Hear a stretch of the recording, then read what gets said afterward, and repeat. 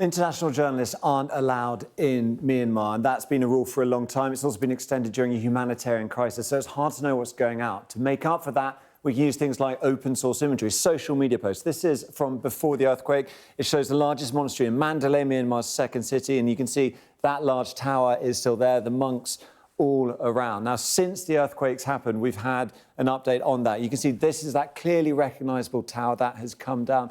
Look at this building there, because this was part of a video that's captured. And as this video was being filmed, you can watch this building. There's aftershocks, the after effects of this earthquake still being felt. And you can see that blue building in the background.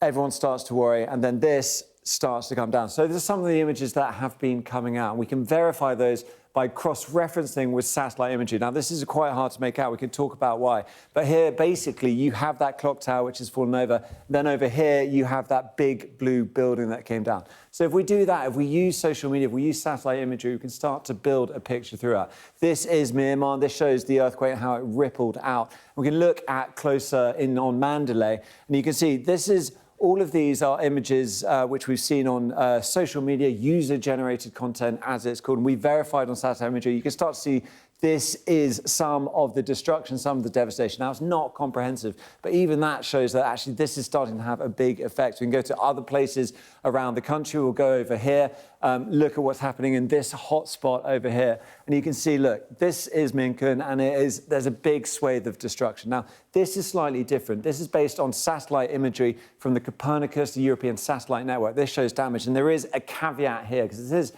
tricky again. Myanmar, of course, has been in a civil war. We've seen lots of destruction, especially fires being set. So this may be some of the damage from that as well. And that is part of the job, is to pick through this. And even when it comes to satellite imagery, we don't always have the full picture. And this is from Sagaing, another city in Myanmar. It's also suffered in the civil war. You can see the devastation here in the earthquake.